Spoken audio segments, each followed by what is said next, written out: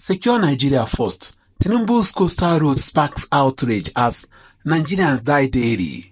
Obi speaks out. As bodies pile up in Benue.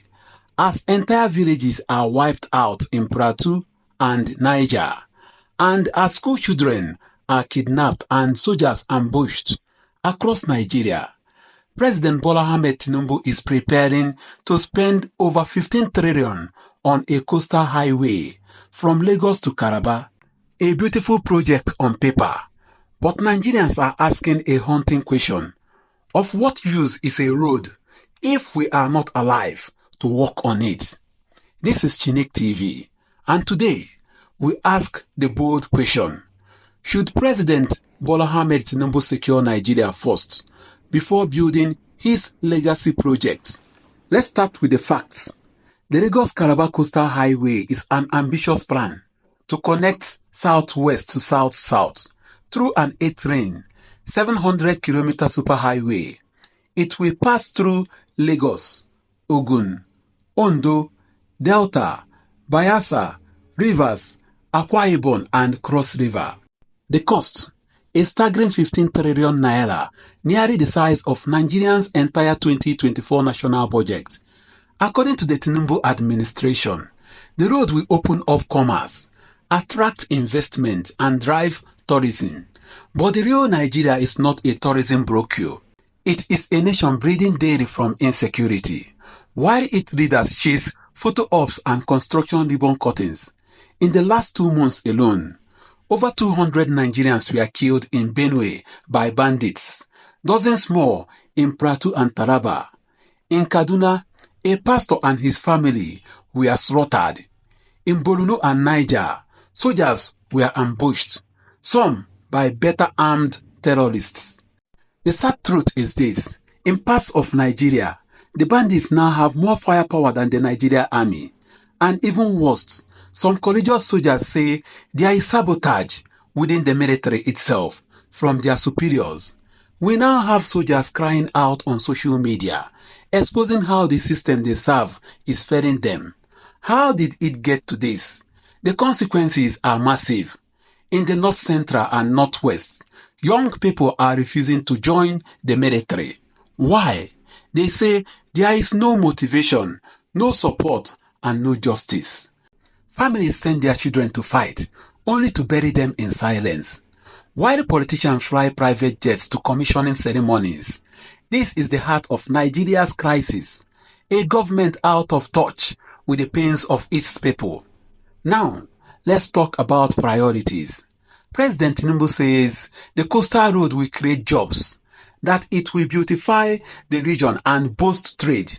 But Peter Obi, the former governor of Anambra and the 2023 presidential contender, says this is the wrong time. He is not alone. Speaking on national platforms, Peter Obi declared, "Secure Nigeria first. Human beings must be alive to use the road. Nigeria is breathing, and instead of emergency response, we are building two-piece highways."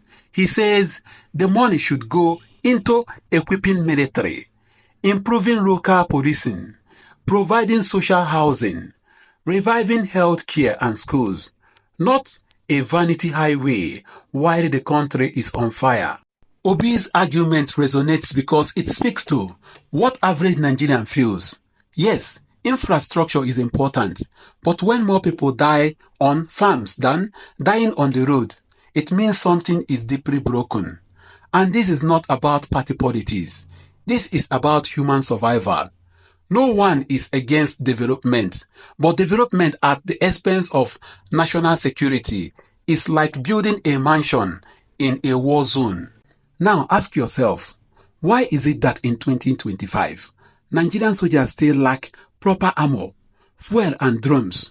Why do widows of slain officers still beg for compensation?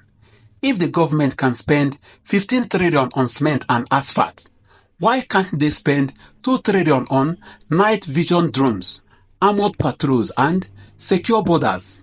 We have had this story before. Under previous administrations, mega projects were launched while terrorists gained ground. History is now repeating itself under Tinubu, only worse. There are now over 3.3 million internally displaced Nigerians from Borno to Zamfara to Benue. What use is a coastal highway if those people can't even return to their homes? Are we now a country that invests more in infrastructure than its own citizens? P2B is not just criticizing, he is calling for a human development agenda. Let's invest in farmers so that they can stop being displaced. Let's educate young boys so that they don't become Boko Haram recruits. Let's protect rural communities, not just coastal elites. Let's build trust, not just toll gates. Because if Nigeria falls apart from within, no road, no bridge, no skyscraper will save us. So, here is the big question. Are we building a road to progress or paving over the graves of forgotten Nigerians? Are we choosing legacy over lives? It's time for Tinubu administration to face reality. A dead nation cannot enjoy infrastructure. A breathing country cannot prosper. A silenced people cannot celebrate ribbon cuttings. Mr. President, the message is clear. Secure Nigeria first, then build, then celebrate. Because roads do not carry people, people carry nations. This is Kil1ings TV. We speak the truth to power. Don't forget to like, subscribe and share this video if you believe Nigeria deserves better.